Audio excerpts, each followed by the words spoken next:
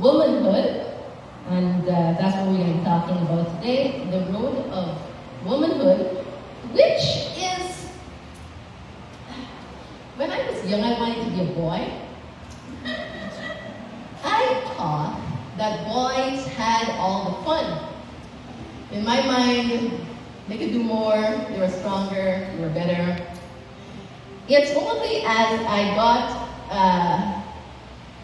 a better view of what a woman should be, which made me do a whole series called What is Woman?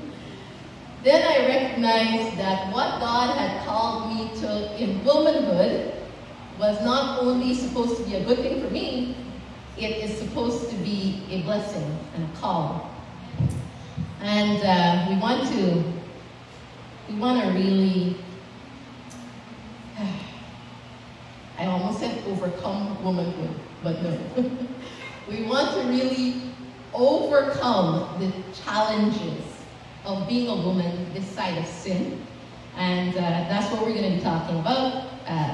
Sister Vivian told me to talk about periods to menopause. So we're going to be looking this afternoon from periods to menopause and everything in between. And everything in between would be menopause.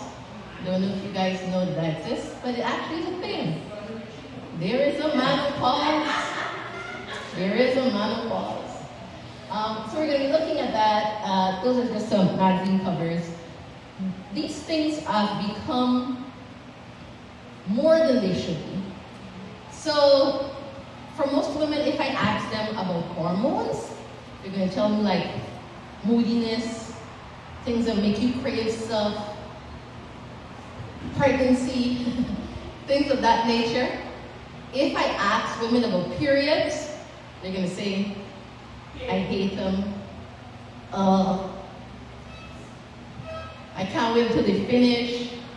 If I ask most women about menopause, they're going to tell me hot flashes. I feel so cold. When is this going to be over? So for most of this, it's looked at very negatively.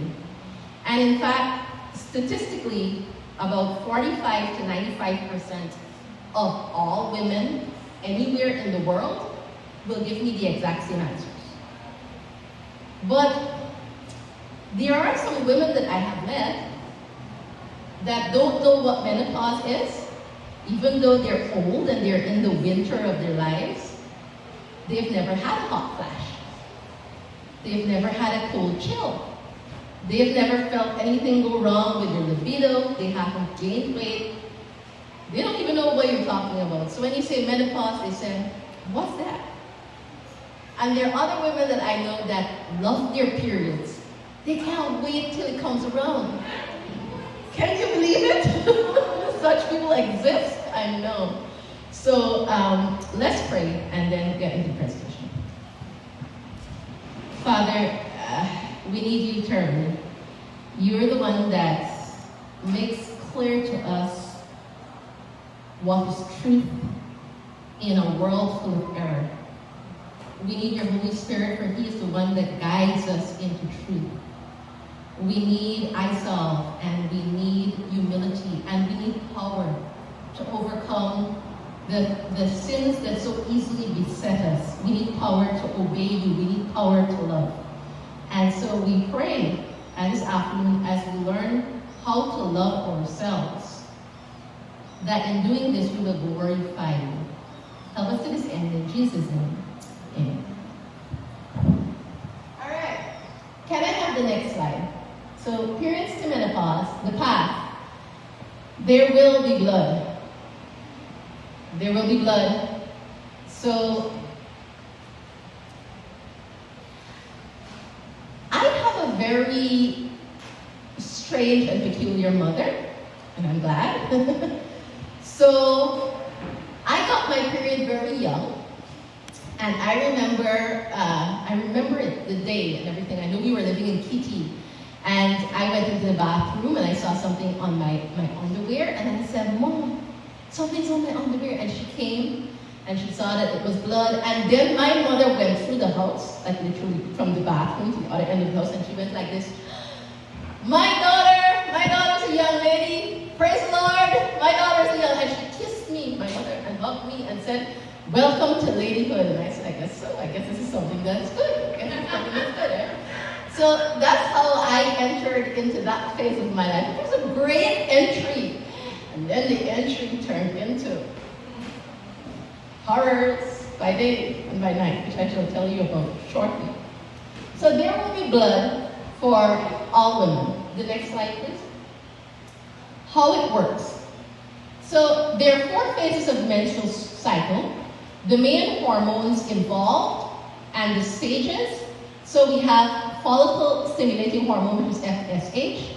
We have progesterone. So think about estrogen as the builder of the home and progesterone as the furnisher of the house. And estrogen can come in several forms, 3 main forms existing in the body. So estradiol, estriol, and estriol. The main one is estradiol, so that's up there. There's luteinizing hormone, which is there. And then there's the phases, right? So there's the follicle development stage when it's just beginning. Then there's your menstruation. Then there's non-menstruation. The follicle by the way is the egg. So just so you know, all women are born with all of their potential children inside of them. Men, they get to make their potential babies for years to come. But women are born with all of their eggs in them as soon as they get out, right? And then there's ovulation. I'm saying these words, and it's important because, you know, I talk to a lot of women about health, and some women have no idea what's ovulation. All of them get an idea of menstruation is when you see blood. And by the way, menstruation is not always when you see blood. We can talk about that.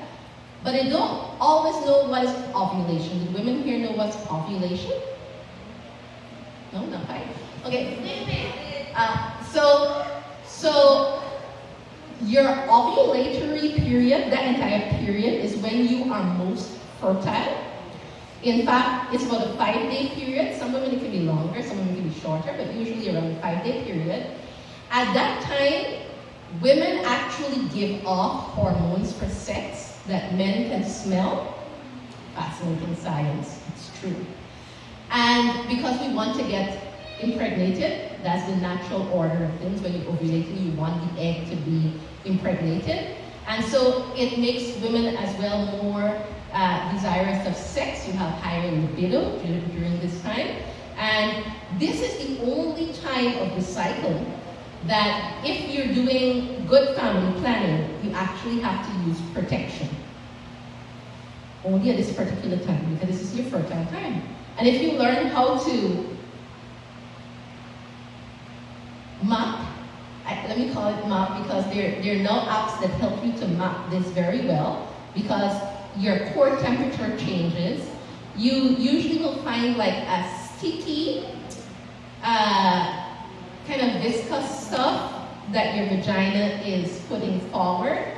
It shouldn't have a bad smell, but it's there and it's part of that which is supposed to help the sperm to get there in proper shape. Now, what I want you to notice is that during these phases, the hormone levels start out flat, and this cycle usually takes about 28 days. It starts out flat, so FSH, your estrogen, your progesterone, they're all flat. Then there are periods where each go up, then they come down back to start back this phase. Now this particular balance of this going up and this coming down of the hormones is extremely important. Don't forget it, because that part we're going to come back to. Now just before we go any further, let me just step out. Let me ask a question. What are the organs of the body that are responsible for hormones? Your thyroid. Where is the thyroid? Okay, so the thyroid is here. T3 and T4. What else? Production of hormones. The pituitary gland. the pineal gland and the hypothalamus, all located in the brain.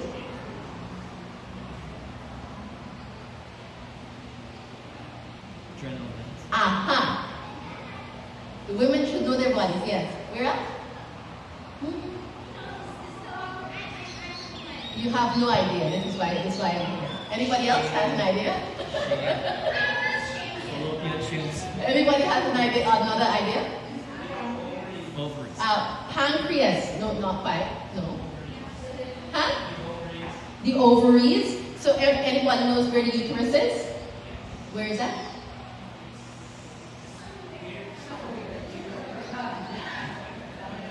Somewhere around there. Okay, so the uterus area is here. The uterus area is here. What else? The organs for hormones. All right, everybody stand up. Stand up. Let's locate the organs of hormones. It's important because in order to fix menopause, fix periods, you have to manipulate those organs, and if you don't know where they are, you can't help them.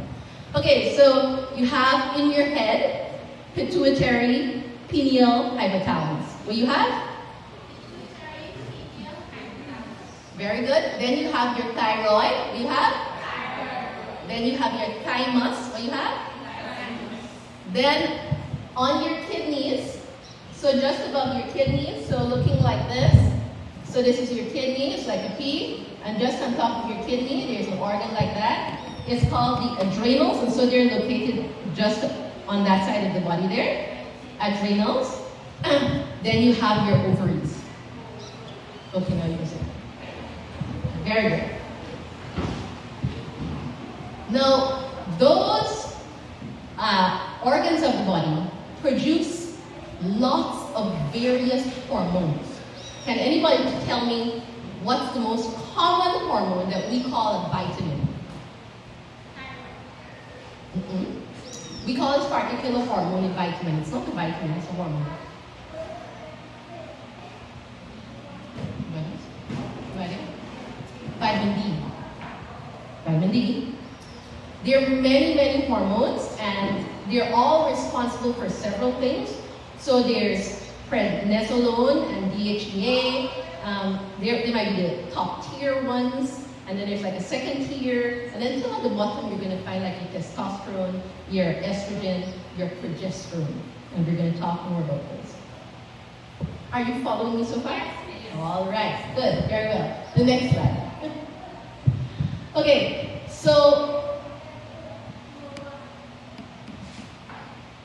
I've had the unfortunate experience of having to go to the hospital several times in my life. I say unfortunate because hospitals are not necessarily what they should be, especially hospitals in Ghana. And it's not pleasant, not always pleasant, seeing a male doctor when you're a female.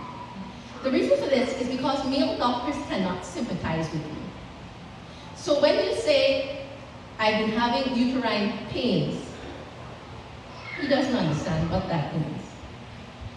Or if you say, I've been bleeding heavily, it never has happened to him. And so what he will automatically give you, automatically, without a thought, is two options. One is a pill, the other is a knife.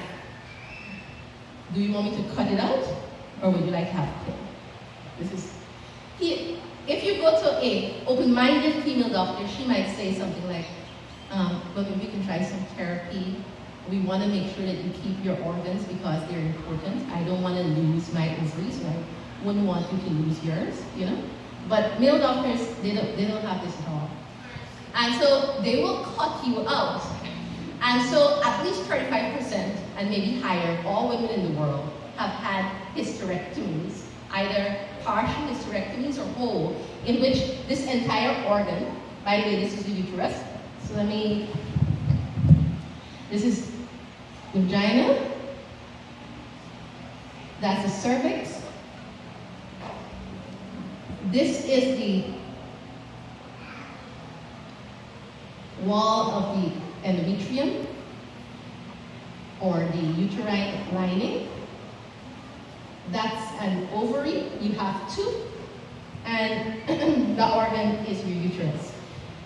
So for most women, they cut this out. Now when you cut out your uterus, and they'll cut it out for several reasons.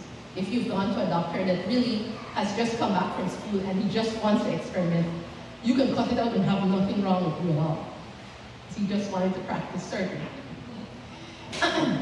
When you cut out these organs, you immediately removed organs that are partially responsible for that balance of estrogen and progesterone during that cycle. Immediately. So immediately, a young woman of 25 that has had a hysterectomy can go directly into menopause from 25. That's terrible. But this happened. Next slide. So andropause and menopause is quite similar. And by the way, what I'll explain happens in women is kind of very same thing that happens in men. So there's several things that can happen in menopause: forgetfulness, hot flashes, nausea, heart palpitations, irregular period, vaginal dryness, joint aches and pains, and we'll explain how those things happen. And similar sorts of things happen in andropause. There's depression, there's insomnia. Really, the sky is the limit in terms of what can go wrong with you when you're having a bad episode of disorder. Next slide. So,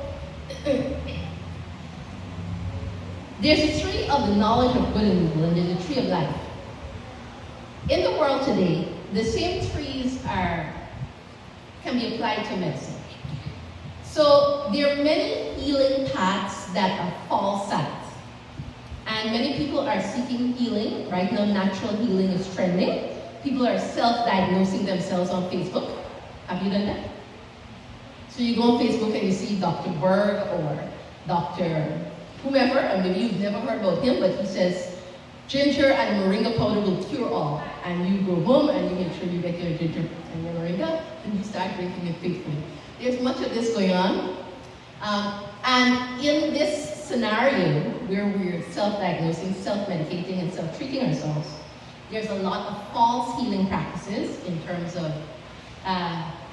yoga. And yoga, the stretching is good in yoga, the meditational part is not good in yoga.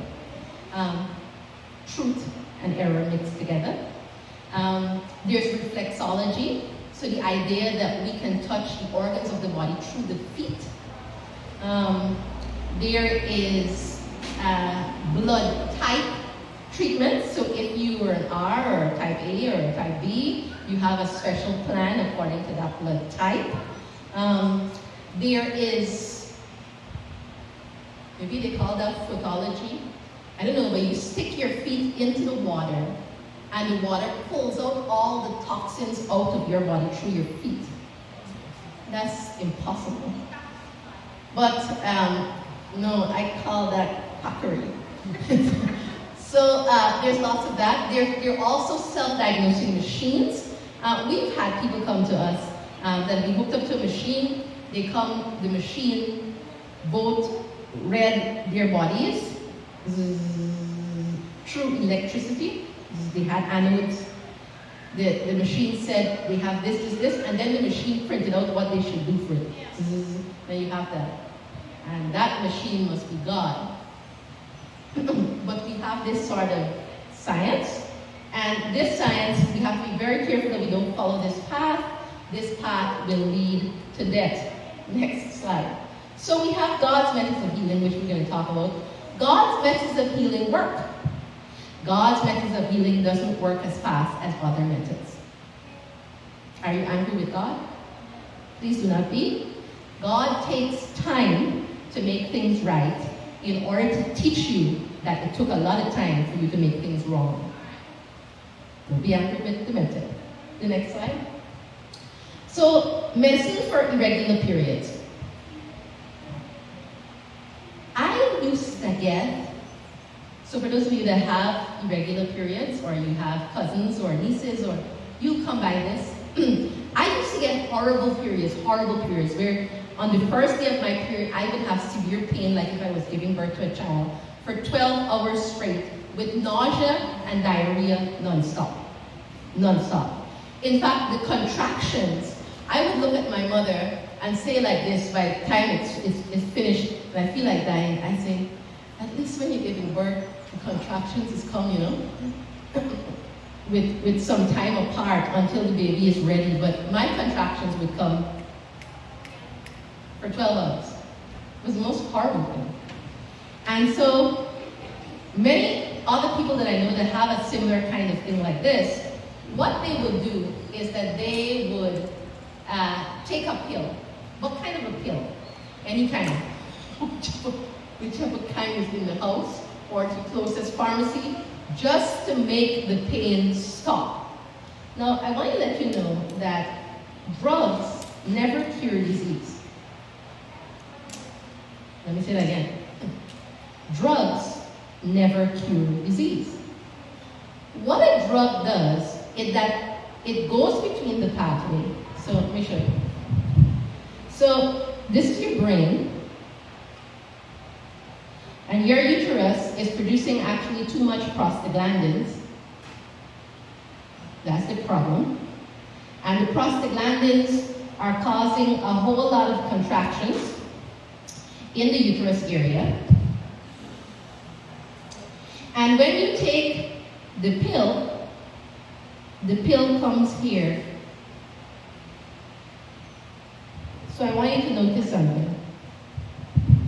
This is the problem. This is the symptom, pain. The pill hasn't done anything to the problem. You see it? It has just interrupted this, I guess, relay mechanism so that now the brain can't feel the pain, but the problem is still there. So if you take medications, the body, when the body, all right, look, my foot. My foot is hurting me right now. Hold on, let me make sure I do this experiment correctly. Very good.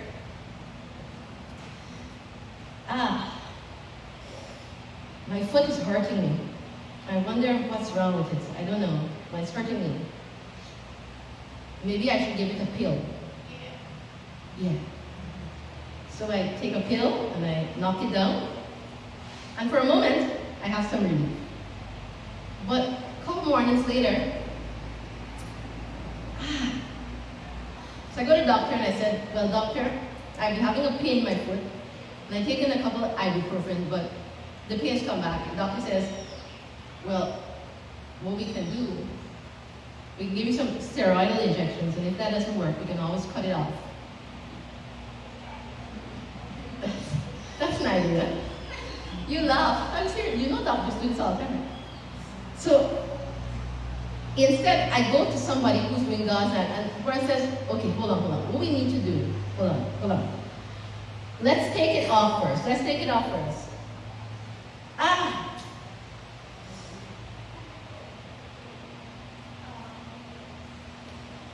This was the problem. You had something in there.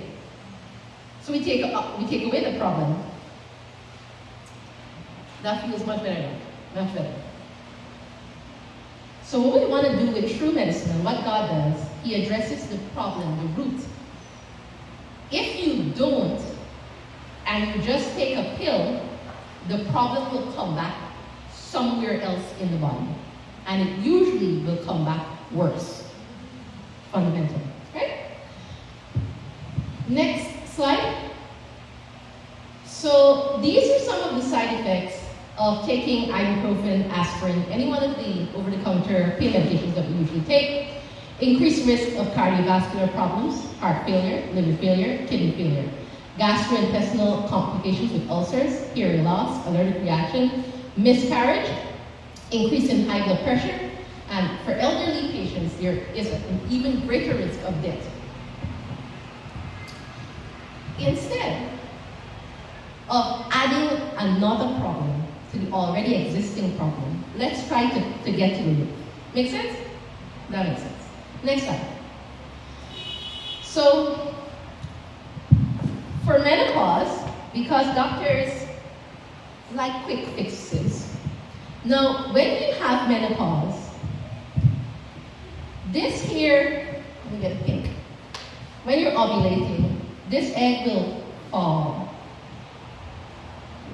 And when this egg falls, this shell disintegrates and you get an increase in progesterone.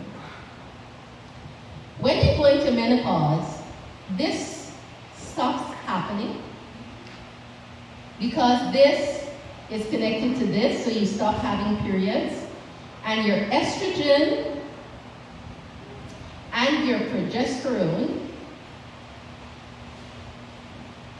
fall greatly. It falls greatly. So doctor said, well, seeing that menopause is a result of this fall, let's just give them some estrogen and progesterone and see what happens. And so what the doctor did, they got the urine from female horses because that's very rich in estrogen. And so they took the estrogen from the female horse urine and they put it in a capsule. And they called it Premarin. And women all over the world started drinking that. And in a matter of a couple of years, women all over the world started getting cancer. And when they studied it, the horse urine had such a high level of estrogen that all it was doing was giving you estrogen all through the month. Well, I showed you before, that's not how the cycle goes. It starts out flat, then the estrogen goes up, then it comes down. But all they were doing, when you took this, you get the estrogen all the time down.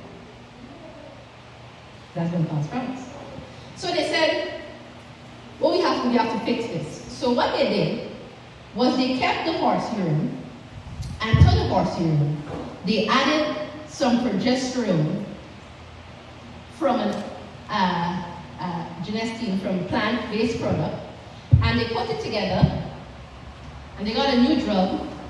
They called it Prem Pro, the Prem because the Premarin was there, and that one is available right now all over the world.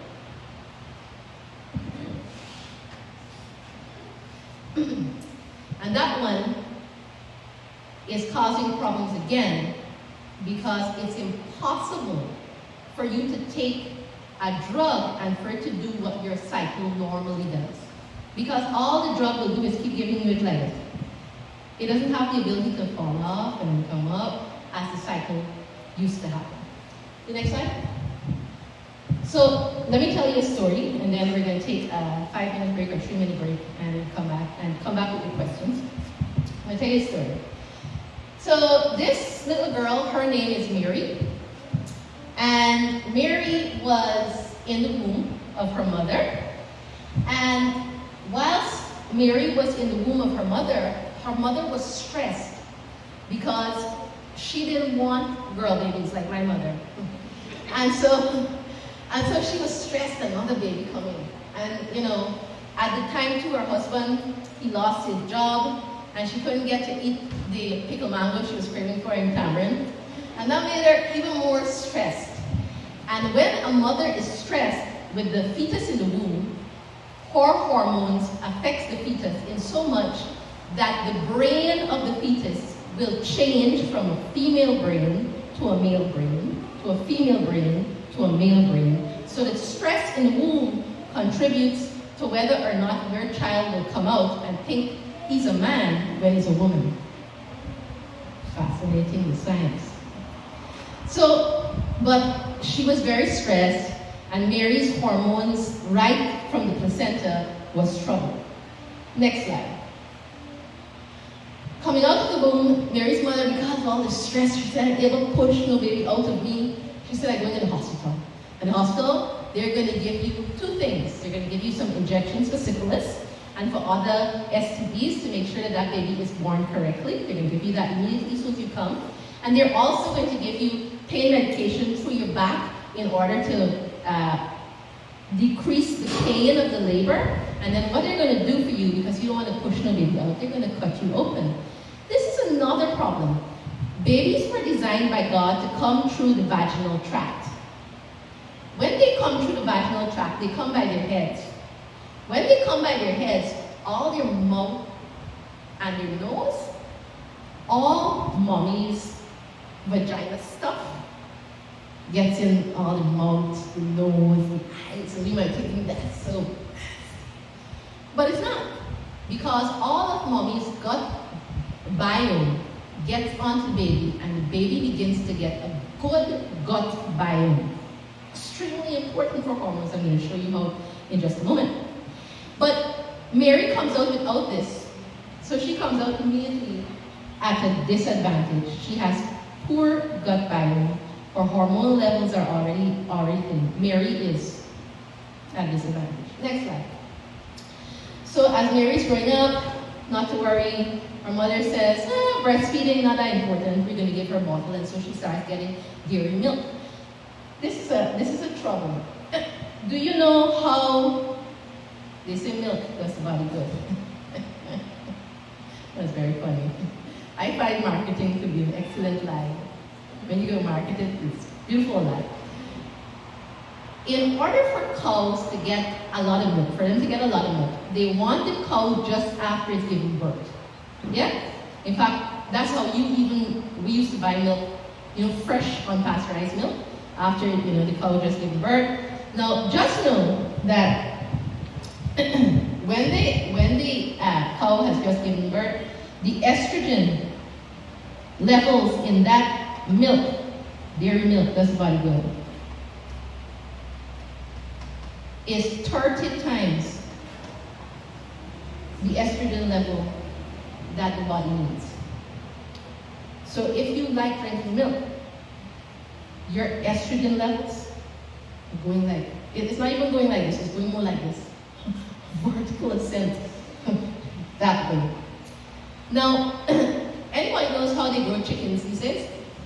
I remember my aunt used to grow chickens. I can remember in the afternoon. And how long those chickens used to take to develop on? Huh? 6 weeks? Huh? They had 4.5 pounds. You all know chickens used to take a long time to develop, right? Anybody knows that? Any chicken, you know? You see, it take a while. Some chickens used to take a while. Some of them used to take 12 weeks. Some of them used to take a good while. Now, though, you can get 2-week chicken. And if churches ever runs out, maybe the animals start producing 1-week chickens. That's very good. Now, how do chickens grow so fast? What do they do? Well, what they do is they give them estrogen derivatives in order to make them grow faster. They don't only give it to chicken, they also give that to cows, make them grow faster. In fact, have you guys seen any bull cows mating any female cows lately? Haven't seen that for a while, right? What the vets do, at least in the canal number 2, is that they come and they artificially inseminate the female cows. Yeah. And they also give them injections so they grow big and the babies will get big. What are in those injections? Some more estrogen. So Mary came out, her hormones were already off because her mother was stressed. She came out with her gut biome off. Now she's consuming estrogen that has her estrogen levels in her body going like that. Next slide. Then she gets into xenoestrogens. Now,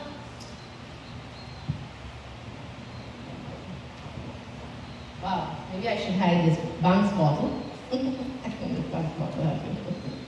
It probably does.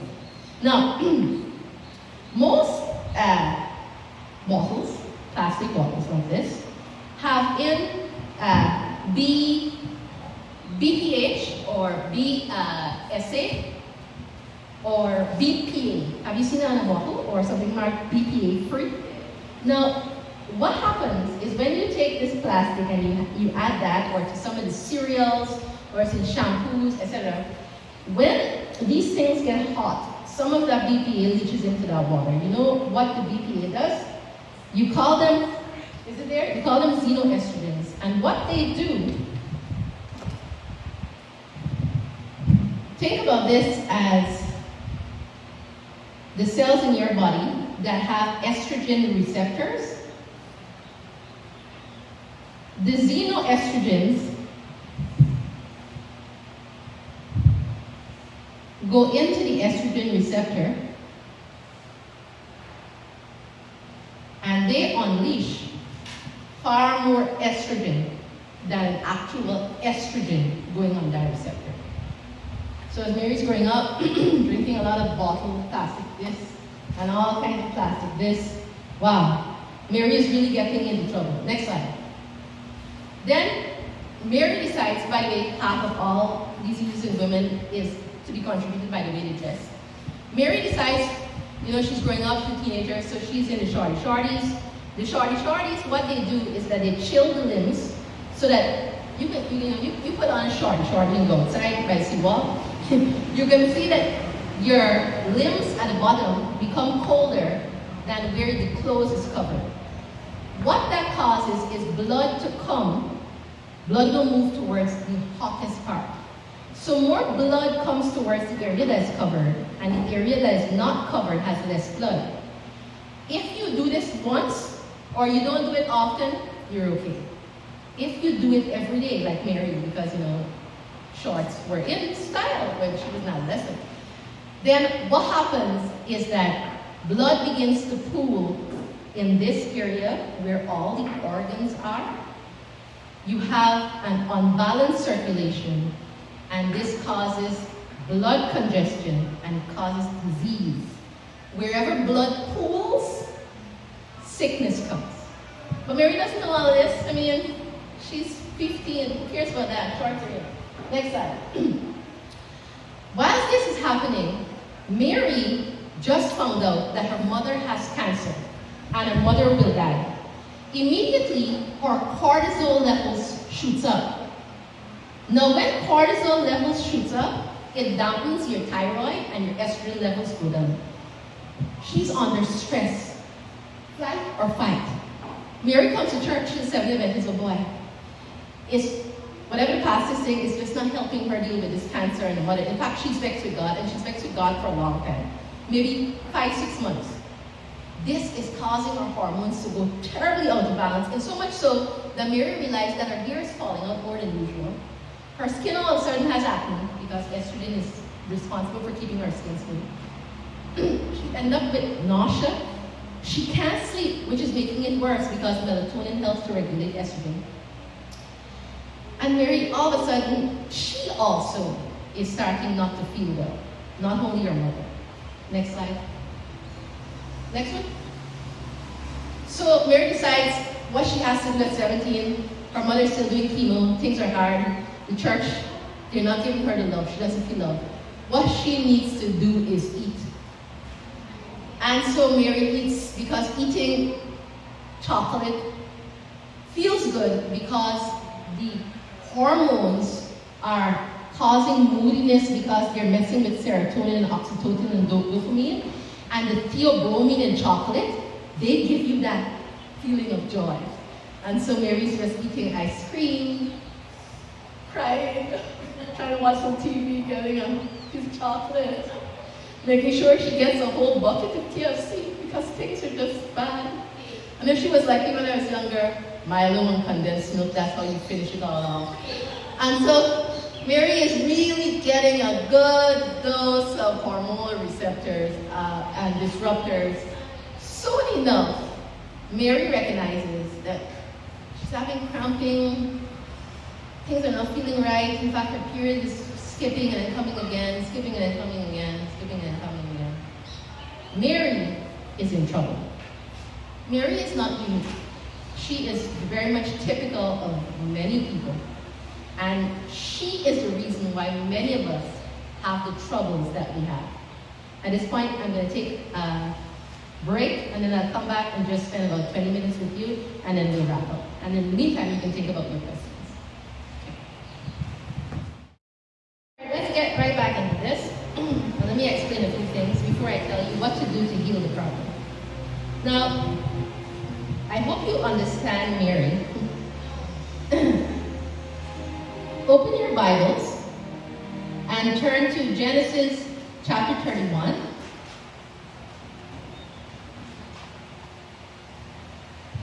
Genesis chapter 31. And somebody please read verse 35. Genesis 31 and verse 35. She said to her father, "Let it not displease my Lord that I cannot rise up before thee, for the custom of women is upon his, and he searched, but found not the image." So Rachel had stolen her father's idols, and when her father Laban overtook Jacob, and she knew that he came for the items, she put them under her and she sat down.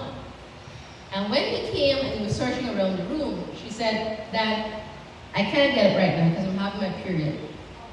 And he said, "It's okay." So it has been normal for many years that when a woman is having a period, that it's normal for her to want to sit down. What is not normal is the other things that have come, which are a result of Mary's habits and life and her mother and all sorts of things. So one of the things that happens with women with periods is moodiness. So there are several women that go through great moodiness, either at the onset of the period or sometimes long before. This is abnormal. It is because all of what she's eating and living, and if you drink alcohol, I don't know, have you guys ever seen past a rum shop and you saw men dancing with each other? Do you know why that happens? Alcohol increases estrogen so that men become more feminine when they drink. Makes sense. And so you'll pass a rum shop and you'll see a man, dancing away with another man. And we see strange things when alcohol. When you smoke, so if Mary decided she was going to try marijuana in school, completely messes with the hormonal cycle. So everything that Mary is doing is contributing. In the Bible, in Proverbs 26:2, it says, "The curse causeless shall not come." There's always a cause. And 90% of everything that happens to us is usually our own fault. We just don't know. So with Mary, the estrogen from how she's eating, living, the stress is messing with serotonin, oxytocin, and dopamine, and those are your happy hormones. And so, like my brother used to tell me, her period is coming. I said, "How do you know my period is coming?" He said, "Because you're acting different." "What do you mean?" "You're aggressive." Yes, he knew. Sure, he did. And your husband and your brother, if they're paying attention, they'll know too. Now, this is not normal. This is not normal. And it can be fixed, and we're going to talk about how. I'm just explaining how. Now, some people become erratic, even at the ovulation period, so that some women, your husbands might say they're in the crazy phase. And I say, leave her alone. She's off the wall. Give her a few days, she'll come back to herself. I'm serious. Husbands, they try to adapt to what's thrown at them, right? While suffering. So the erratic phase is because estrogen is not being removed. Now, why does that happen? Pay attention. In your gut, and when I say gut, I don't mean your stomach, I mean your intestines. There are bacteria, and these bacteria are particularly important to regulating hormonal health. In fact, if your gut bacteria are not good, it's impossible for you to have hormonal health. That's why Mary, she got shot in the foot from the start. Now, the gut bacteria responsible for hormonal health is called estrobolome. Your estrogen, when it's finished, it goes to the liver, and your liver breaks it down and sends it out to the body. It's supposed to go out along with your fecal matter. But when the estrogen comes to the estrobolome, if the estrobolome aren't in balance, because, for example, you've taken a dose of antibiotics and who here of us hasn't, totally messes with the estrogen hormone. When they're not in balance, the estrogen comes down like this, right? Broken up. The gut bacteria that are not working properly, guess what it does with this? It takes it pulls it all back together, and it reconstitutes it back into a viable estrogen. And when this is seen in the intestine, your body can't take it. So what it does, it reabsorbs it back. And so now you have more estrogen than you need running around inside your blood. This causes severe trouble. One of it is that it causes this kind of erratic behavior. So the crazy time, that's the trouble. Pain. The pain. I talked to you about the prostaglandins. Pain can also be as a result of fibroids. Now, by the way, as long as estrogen goes up, estrogen is involved, I told you, it's the builder of the house. It's a proliferator. And as long as it's high, it'll make things grow. So soon you'll have a fibroid here, or you may have a fibroid here, or you may have an ovarian cyst here, or you may have many of them called polyovarian cysts in here, or you might have something else growing in here. Things will start growing. And when things grow, you get more pain. More pain when things grow. It will also cause this lining to become so thick that you're having heavy periods. You can also have heavy periods due to histamine. Some women during their period get colds, runny nose, itchy eyes. What's wrong with me? Well, estrogen causes a histamine reaction in the body, just like if you pollen or dust or any such thing. And in the walls here, there's some mass, and they're particularly sensitive to histamines. And so if you're not getting rid of the estrogen properly, and you're doing what Mary did, and those estrogen levels are through the roof, then it causes the mast cells to become so thick and heavy, and then you have very heavy periods, complicating matters. And so you have problems. At the same time for Mary, sadly, estrogen increases cholesterol, and it thickens bile.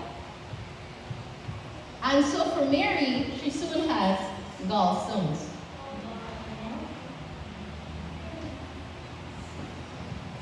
It's just going downhill for Mary. But nobody has told her. She doesn't know about these things. So what's she doing? The same thing. She's doing the same thing. Eventually, Mary is going to end up with a horrible menopause experience. Just horrible. If she doesn't get cancer first. Because estrogen will also grow cancer cells. So, this is the idea behind it. This is the same idea why you experience moodiness when you're in menopause. Estrogen is responsible for keeping, and progesterone, your thermostat, so that's why you get hot flashes, cold chills, heavy bleeding. Estrogen and progesterone dampens pain and protects the brain. It's for this reason why in menopause many women get depressed, and many of them end up feeling more pain because your estrogen and progesterone levels are not functioning. So the question is, with all of this going, and Mary in such a bad way, and many of us in such a bad way, what do we do? Ibuprofen? It's not going to fix the problem.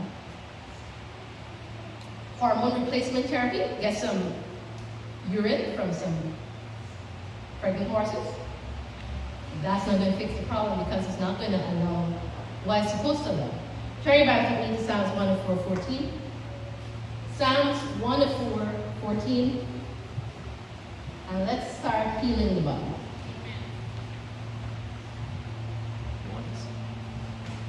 What does it say? Psalms 104:14. Somebody read it for me, please. La, la, la, la.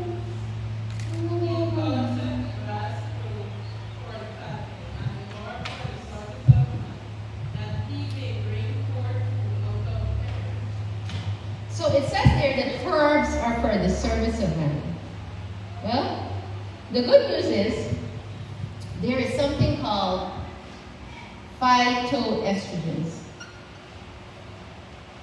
They're estrogens that comes from plants. These estrogens are special. Here's why. Notice Jesus says that herbs are for the service of man, so they're like your servants. If your estrogen levels are high, phytoestrogens will bring them down. If your estrogen levels are low, phytoestrogens will bring them up. That's nice. It'll just fix you right up. So what foods has phytoestrogen? Lots of them. So most beans, lentils, soy, flax seeds. Lots of the nuts and seeds will have them. Primrose, many of them. A nice balanced diet, you have enough phytoestrogens. In fact, if Mary starts using a lot of phytoestrogens, her estrogens are going to start modulating themselves. There are a couple of herbs that are very, very good at fixing this. Now I'm going to put down my number one recommendation. I give women this wild yam cream. Only buy Anna's wild yam cream. It's from Australia. The type of wild yam that they're growing there apparently is not growing in the rest of the world. You get a small jar of it. Very small jar. There are other herbs, right? So, chastery berry, black cohosh, ginseng, ashwagandha, there are a couple of them. Wild yam cream. Wild yam cream will regulate any woman's hormones, but it will take, for some women, 3 months, for some a year, for some a year and a half, for some 2. Depending on how disorderly your hormones are, in so much that it will cause a woman that was infertile to become fertile. When it does this though, as it's doing this, it's a roller coaster ride. I'm telling you because I used it. Remember I told you that my mother wasn't kind of so happy to get me in start. So she was a bit stressed. At least I came out through the right place. Praise the Lord. Came through the right place, breastfed. But I had, we didn't used to eat so much chicken, but I liked food, so I was kind of chubby. And I used to eat when I was stressed. Milo and condensed milk. So I ended up with quite a few problems that I needed to correct. And besides using some of these other herbs, because I did, there are a couple others, I did wild yam cream, and I did wild yam cream for 3 months. And at some point, by the way, my periods have become so much better. I'll tell you all the other things that you need to do. When your period is better, and you can just walk for miles, literally I've been walking for miles, like 5 miles on my first day of my period. It's a joy. But when you take wild yam cream and you're young like me, it's different for everybody. You have a roller coaster of a ride, because in getting those hormonals back to balance, I had hot flashes, cold sweats. I woke up some days with a desire for sex. I was like, what on earth? Like, I don't feel like this normally. It's not normal, right? You all know I'm single, right? I can't be having this. But I mean, like, I was like, what this thing is doing for me? But it did what it was supposed to do. And at the end of 3 months, a clear difference was seen, even in the growth of my hair. So you just have to hang on for the ride and keep going. Bitters. Every woman should drink bitters. Why? Bitters helps the stomach, and so it repairs the gut so that you're digesting food, so that when you eat, 5 hours later you're not burping up that food because it's gone. Many women have trouble digesting food, and in order to heal that, they need to drink bitters, especially like a snap glass full of hot bitters before you eat will help that. It helps the liver to be able to get rid of the estrogen, and it helps the gut bacteria to be restored. Bitters. All the other laws of health you need to sleep. And if you're not sleeping, you need to get some melatonin. Stop looking at all this blue light stuff that's going to keep you awake. Exercise helps in the control of estrogen. Drinking water, you know, the normal things, getting some sunlight, the normal things will help. What else helps? Practically now. Remember I told you, I showed you where the organs were that produce the hormones. One of the things you can do, Abby, can you come to me please? So you'll be the patient. Let's suppose that she has hormonal imbalance. She has hormonal imbalance. Abby. You can tell, no, you can tell. You start there. So what you would do is, if somebody's having hormonal imbalance, you're doing this, you're coming into order with nature's laws, but you're also going to take the person, and what you want to do is stand her up, just like that, not during the period. You don't want to do this during the period. I'll tell you something so you can try it during the period, but through the day, and you get a hose, garden hose with water, and you turn to me here. No, this, I want to see you here. Remember the adrenals are here. And you take that hose and you put it on a nice, like rain tip, shower tip, coming up nice and hard, and you want that water to be either cold or hot, or both. But if it's cold, you want nice and cool, like quick water. Woo. And you shoot it right at the adrenals, so that right here it does a tapping motion, but with the cold water or the hot water. What it does is that it causes those adrenals to wake up, and they start producing what they should be producing. Thank you. What can you do for your ovaries? If you've cut them out, you can't do anything for them. If you still have them in there, what you can do is use, it's on the board, a hot water bottle or a heating pad. You do 3 minutes of hot, 30 seconds of cold. You can just do the hot water bottle if the period is hard. So some women, their period is hurting and they call you. What do you do immediately? You can stick their feet in hot water, because what that does, I told you all blood goes up to heat. So the blood that is congested in the uterus will travel down into the feet, immediately giving them relief. Because if the period isn't coming so hard, the pain is usually not as much. If you put on a heating pad here during the period, it causes this to expand. Therefore, the period can move more freely, less pain, especially if you're having clotted blood. What else can you do? The other organs. The thymus. You can manipulate your thymus, and the thymus, in most of us, because we are like Mary, the thymus is dying. Your thymus is actually dying. And the thing is, you don't want your thymus to die.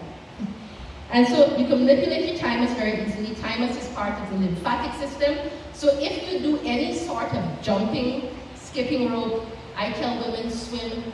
Swimming is excellent for menopause, periods, and everything in between, because swimming, not only is it exercise, not only does it release endorphins, but the water does something to the body that science really can't explain, but it works. So you simply take 2 fingers, put it on your thymus, and you activate it by going in a circle and pressing down, going in a circle, pressing down. Do it a couple of times a day. You will activate the thymus. The thyroid gland, if you have an underactive thyroid, can be activated by cayenne pepper. Yes. You can sprinkle some cayenne pepper, and then just put over some kind of thing to hold it in place there. That's going to wake that up so that your hormones are coming together. So red raspberry, ginger tea, baths. I've had people put me in baths when I had a hard period, and it didn't work for me. You're going to have to figure out what worked for you. The first thing that worked for me when I was 18, at completely resolving my period for 3 years, was going into the country. That's it. I went into Kimbia, and the air out there completely changed my life. I couldn't believe it. I was like, oh, I'm not having any pain. I was amazed for 3 years. It was the most beautiful experience. For the first time, I realized that this is possible. But now I know that it's more than possible. You have to be happy. That one might be the hardest one. In order to regulate your hormones, women need to choose to be happy. Happiness is not a response to circumstance. I know we've made it so for the people. Happiness is a choice. And we have to choose to be happy, choose to have a positive mindset, choose to think on good things, choose to ignore negativity, even if the negative person is your husband or your son or whatever. You have to choose happiness. If you can't choose happiness, you do all of this and your hormones will never be the way they should be. That might be the hardest one yet. Might be the hardest one. By the way, happiness, we can help along with happiness by prayer, Bible study, deep breathing, going for a walk, taking a break. Please, feel free. The foods we've already talked about, sleep. I mean, I've mentioned that. If you do, it sounds very small, right? It's very small. But if you do these few things that I'm telling you, menopause, you become one of those women that I started talking to you about. Don't experience anything. My mother is one of those women. She doesn't experience any signs of menopause. She's going to be 70 in September. Doesn't have nothing. In fact, I have more hot flashes than she. She looks up at me, I'm like, it's so hot. Mommy, aren't you feeling the heat? I mean, it's hot, it's about to rain. And she looks at me, no, I'm not feeling anything. Everything's fine. Her thermoregulation is superior to mine. What can I say? But at least now, in my life experience, my periods have become something that I can manage. If I've been stressed for any reason, and my period begins to give me a nick, I get my hot water bottle and I say, where are my bitters? And within an hour, I'm good to go. And so if you learn to do these, I know it seems simple, God's methods are very simple, then believe it or not, you will regulate your hormones, and whether it's your niece, cousin, whoever it is, and things become much, much better. Life becomes much better when you don't have to think about it as a disease, but just part of the process of womanhood. And it's okay. It's okay. All right, that's it for now, but questions?